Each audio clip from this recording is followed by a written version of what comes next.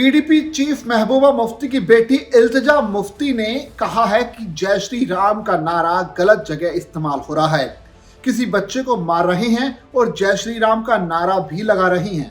इल्तिजा मुफ्ती ने कश्मीरी पंडितों की स्थिति को लेकर भी अपनी राय जाहिर की है। मीडिया से बातचीत में इल्तिजा ने कहा कि हिंदुत्व और हिंदुइज्म में बहुत फर्क है। हिंदुत्व वो है जिसे सावरकर फैलाते थे। मैं डंके की चोट पर कहती हूँ कि जय श्री राम का नारा गलत जगह उपयोग हो रहा है। किसी बच्चे को मार रहे हैं तो जय श्री राम का नारा भी लगा रहा है। रोहिंग्या केवल एक मुद्दा है। कश्मीरी विस्थापित पंडितों की स्थिति रोहिंग्या से अच्छी नहीं है। देखिए, हिंदुत्व और हिंदुइज्म में बहुत फर्क है।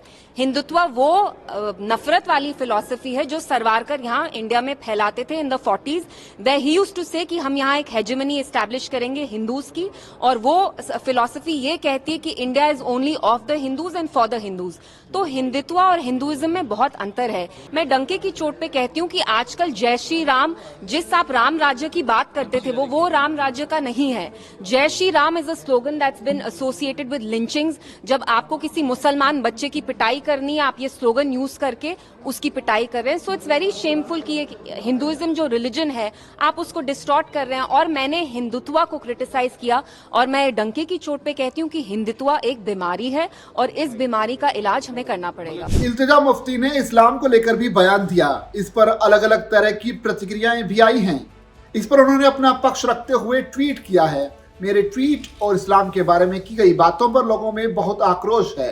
इस्लाम के नाम पर की गई निरर्थक हिंसा ही सबसे पहले इस्लामोफोबिया का कारण बनी है। आज हिंदुइज्म यानी हिंदुत्व नहीं भी खुद को समान स्थिति में पाता है, जहां इसका उपयोग और दुरुपयोग अल्पसंख्यकों को मारने और उन पर अत्याचार करने के लिए किया जा रहा है।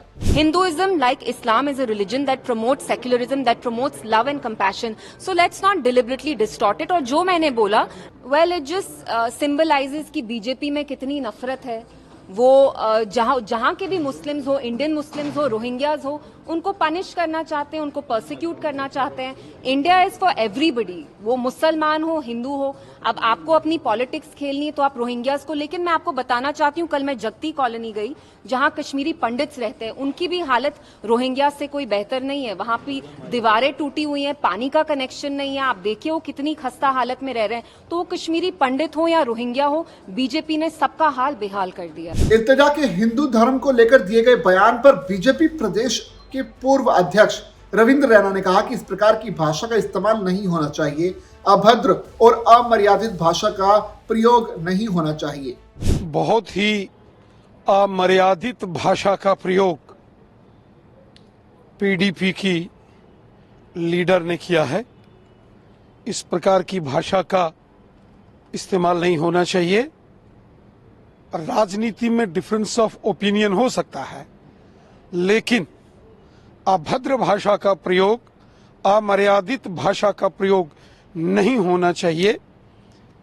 अगर कहीं किसी कोने में कोई व्यक्ति साजिश के तौर पर कोई वीडियो आर्टिफिशियल इंटेलिजेंस के द्वारा, आजकल आप देख रहे हैं कि पूरी दुनिया में बहुत ही गलत तरीके से वीडियोस बना के सोशल मीडिया और मीडिया में प्रचलित किए जा रहे हैं, ऐसा ही एक वीडियो उसका सहारा लेकर भगवान श्री राम जी के बारे में जिस प्रकार की शब्दावली का प्रयोग पीडीपी की लीडर इल्तिजा मुफ्ती ने किया है, वो ठीक नहीं है।